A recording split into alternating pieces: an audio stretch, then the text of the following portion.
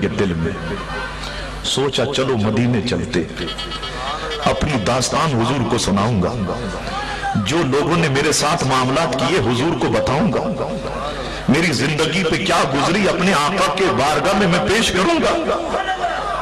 نکلے مدینے شریف کے لیے، رات ایک جگہ پہ قیام کیا کہ صبح ہوگی تو مدینے شریف میں داخل ہو جاؤں گا۔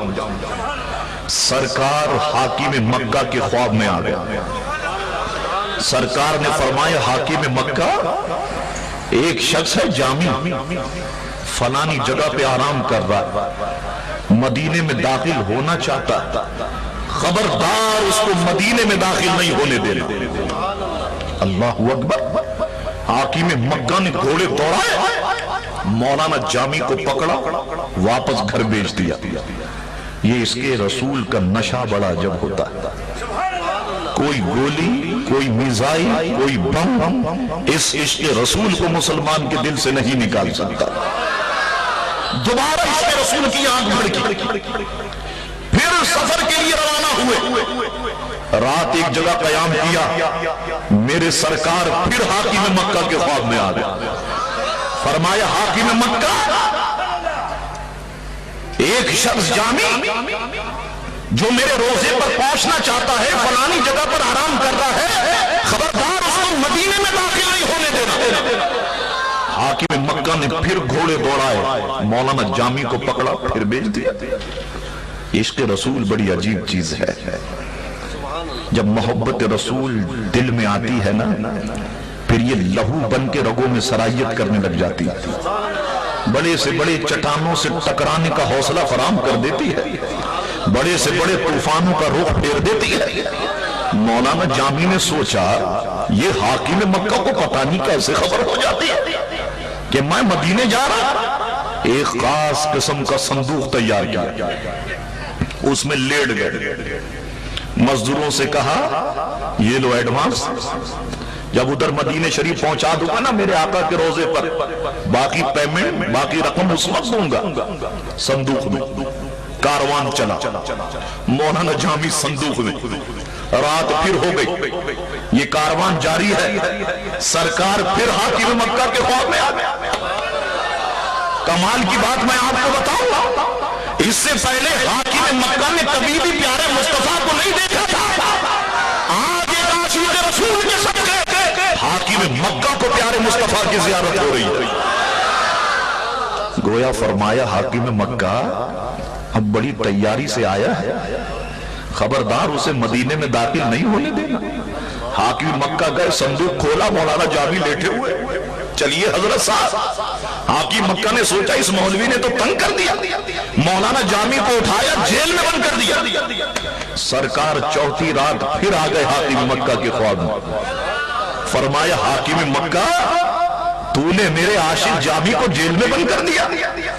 عرض کرتے ہیں یا رسول اللہ اتنے لوگ آتے ہیں آپ کے روزے پر، اس نے کیا قصور کیا، یہ آپ کے روزے پر کیوں نہیں آ سکتا؟ میرے آقا نے فرمایا بات یہ ہے حاکم مکہ، یہ میرا ایسا عاشق ہے، یہ مجھ سے ایسی محبت کرتا ہے، اس نے جتنی نعتیں میری محبت میں لکھی ہیں، اگر وہ نعتیں یہ آ گیا اور میری مزار کے سامنے اس نے پڑھنا شروع کر دی، گویا اس نے کہنا شروع کر دیا چوسوئے من گزر آری، من مسکی زینت آری، فدائے نقش نالے نقمنم جا یا رسول اللہ، نسیمہ جانب بلہا گزر کن، زہران محمد را خبر کن۔ اگر اس نے یہ نعتیں میری مزار کے سامنے پڑھنا شروع کر دی، حاکم مکہ تو مجھے اپنی قبر سے نکل کے جامی سے ملنا پڑے گا۔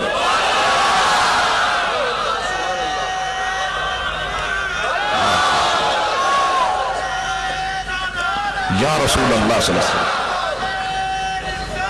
حاکم مکہ مجھے اپنی قبر سے نکل کے جامی سے ملنا پڑے گا۔ دیکھا آپ نے عاشقوں کی زبان پیارے مصطفیٰ جانتے ہیں، عاشقوں کے دل میں کیا کیفیت پیدا ہوتی ہے مصطفیٰ جانتے ہیں۔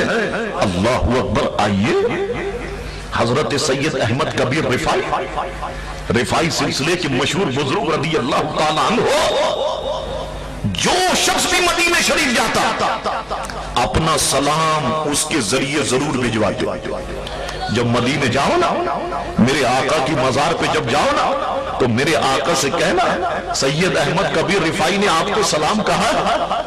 ایک مرتبہ قسمت چمکی، خود مدینہ شریف پہنچ گئے، سرکار کے روزے پر آ گئے۔ میں نہیں کہتا، مخالفین نے لکھا 70,000 کا مجمع تھا اس وقت سرکار کے روزے پر۔ کیا کہتے ہیں؟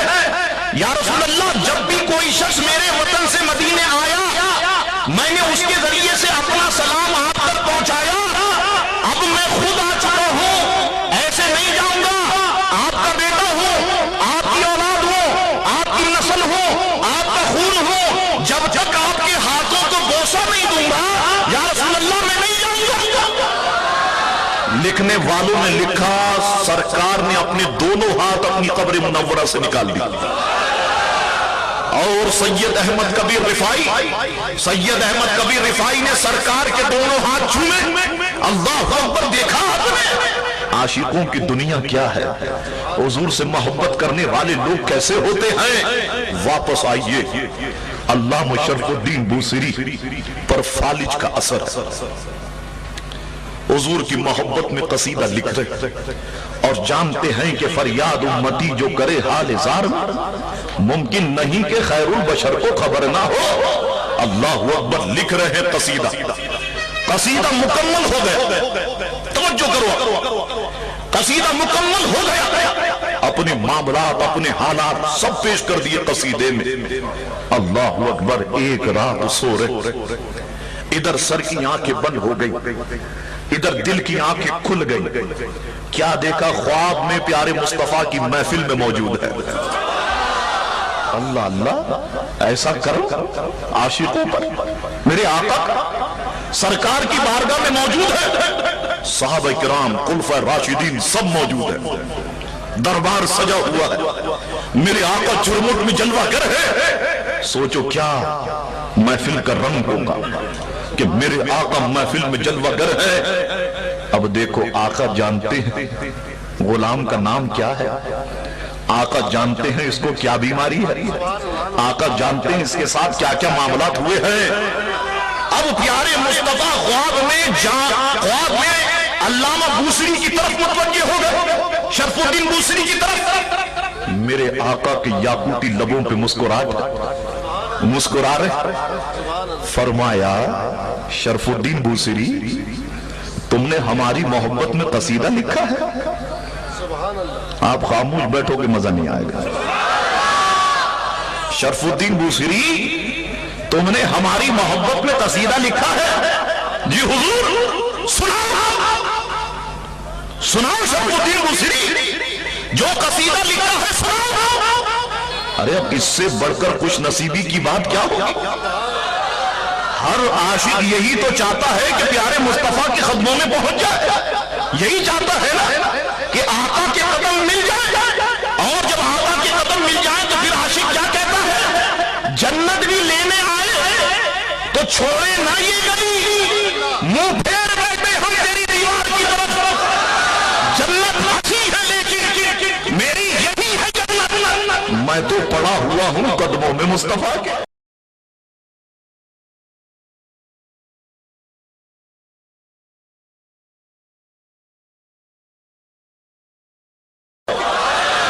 اللہ اکبر، سرکار نے فرمایا بوصیری سنا۔ اب بوصیری کھڑے ہو گئے، اپنے ہاتھوں کو باندھتے، آنکھوں میں آنسو۔ میرے آقا نے آج کتنا کرم فرمایا، کتنی مہربانی فرمائی۔ آج آقا فرماتے ہیں سناؤ۔ اللہ اکبر، اب شرف الدین بوصیری کھڑے ہو گئے اور کھڑے ہونے کے بعد اپنا قصیدہ سنا رہے ہیں۔ اگر آج کی رات ہم سب مل کے پڑھ لیں تو کوئی عجب نہ ہو، سب مل کے پڑھو